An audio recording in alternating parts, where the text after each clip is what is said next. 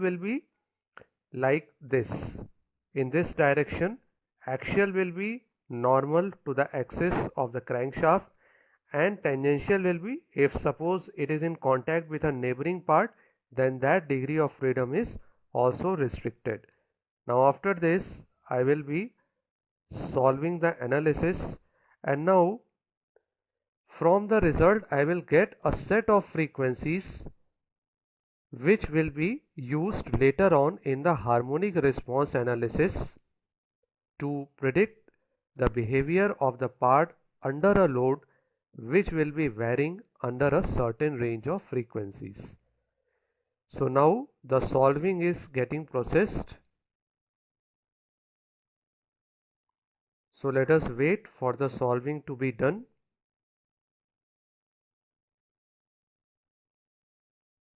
So here, whatever the load I am applying in harmonic response analysis, it will not be a constant load but a varying load. So it will be a non-linear node. So see, here I have got a set of frequencies right from 2211.7 to 8941 Hertz.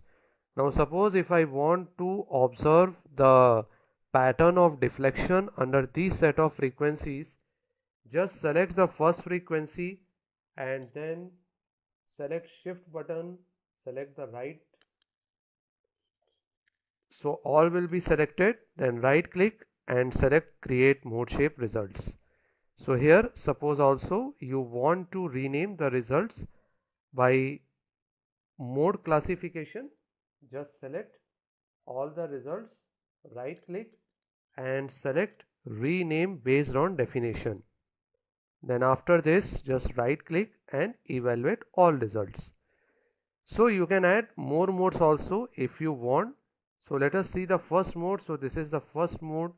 Let us animate it. Make sure we have to not focus on these values. These are not the realistic value. These will be considered realistic only when the load is incorporated. But I can interpret this result in a manner that suppose the crankshaft is subjected to a external force at frequency 2 to 1.7 Hertz, then the deformation coming in the part will be of this particular behavior. So like this we have multiple modes here. We can animate and we can check how the part is behaving under certain frequencies.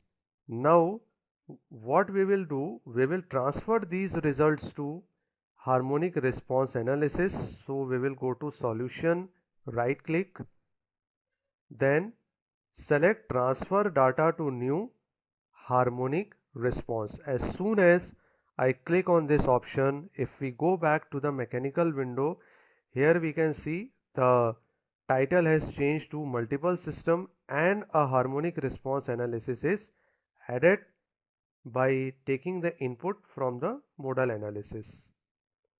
So after this what we will do, we will go to analysis settings of the harmonic response analysis. So here let us take the range of the frequencies from 0 to 9000 Hertz, as the maximum frequency what we got was around 8941 Hertz, and the range of the frequencies will be discretized in an interval of 10 by the software when it is solved. Now we have to apply the force. So the force here is in pressure. So I will go to pressure. I will select this phase to apply the pressure, and by default the pressure will be acting normal to the selected phase. So here the value is given to me as 20.894 MPa. So here I will select 20.894 MPa.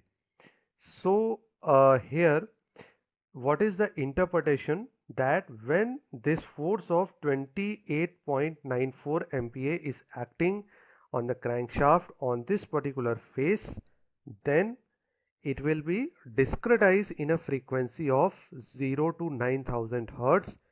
Means this is not a constant load, but it is a varying load in the given frequency range. Now we have to predict the behavior of the crankshaft for different results under this force. So let us insert the result of, say, total deformation first, and next will be stress. So let us take the equivalent von Mises stress and let us first solve, and now let us check out how the results are coming.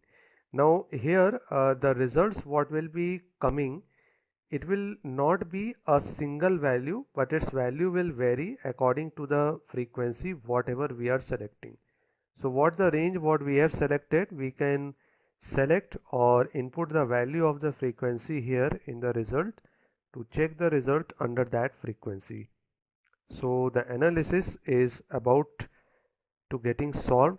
Here we can see that multiple iterations are coming because the software is solving the results for multiple frequencies.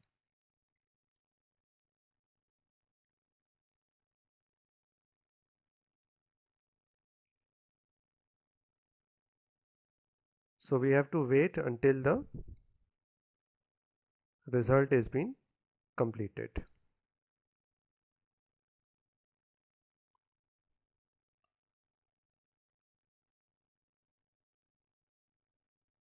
It takes a little bit of time because this is basically a iterative type of analysis. So the software may take some time to solve the analysis by this particular approach. Now here we have got multiple types of solver types also. While solving the analysis in the settings, we can also change the solver type also. The default is program controlled. Whatever the best iteration approach is being selected by the software, that what we are taking, but there are different solver techniques by the using of which we can also uh, change the frequency of getting results. So now let us check the results. So deformation, so this is at a frequency of last frequency. So here you can see the result is about 0.00015045. It's quite less at a frequency of 9000 Hertz. Now suppose if you want to check the result at frequency of 900 Hertz, then here in the result you can input the value of 900 Hertz, and then here we can again evaluate all results to get the modified result. So here you can see the result is being changed. This is the result for the equivalent stress again at the last frequency. Suppose if I want to check the result at 1800 Hertz, then I can select 1800 Hertz and then I can change the result also. So in this manner we can observe the pattern of deflection and stresses for the set of different frequencies given here. Now finally we will be seeing how to plot a frequency response analysis. So for that, just go to solution, insert, then here we have option of frequency response. Now here we can select what kind of frequency response we want to see. Let us say I select deformation.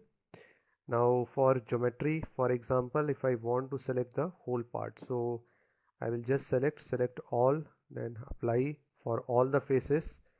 Let us say I change the orientation to y-axis and then right click and evaluate all results. So now if I take a look at frequency response, the peaks what I am getting here, these are the critical values where my part may get damaged due to the resonance frequencies. Again, let us say I want to check the frequency response analysis for the stress. So I will go to stress here. Again, I will be selecting all the faces and then here we have different conditions of normal stress, shear stress. So normal stress, actually I am not interested because normal stress will be along the axial. So let us take a shear stress. For shear stress we have to select a plane. So we can change the different kinds of planes here. Let us check the failure of the part under XY plane. So evaluate all results. So now I will be checking the frequency response analysis. So again, this is the frequency response plot for the stress versus the given range of frequencies. So in this manner we can apply a modal analysis and a harmonic response analysis to predict the behavior of a given structure, part or assembly under vibrations, and we can also check out the critical frequencies where our part may get damaged. If you find this video useful to you, please like it and share it and subscribe to my channel. If you have any questions, any suggestions or questions, you can type your answer in the comment box below.